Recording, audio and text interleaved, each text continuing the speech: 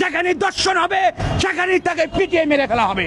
মেরে 3.5 হাত মাটির নিচে তাকে দাফন করা উচিত। কোনো আইন আমাদের দরকার নাই।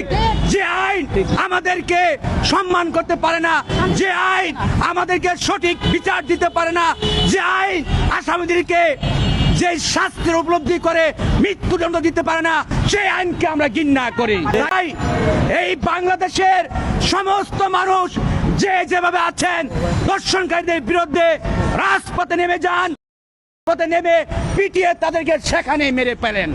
বাংলাদেশে স্বাধীনের পরে 54 বছরে কোন হত্যাকারীর, কোন দর্শনকারীর সঠিক বিচার ভুক্তভোগী পরিবার পায়নি। আরো 50 বছরের মধ্যে বিচার পাবে কিনা তাও সন্দেহ মনে হয়। আমাদের কাজ কোন বিচার টিচার পাওয়ার দরকার নেই।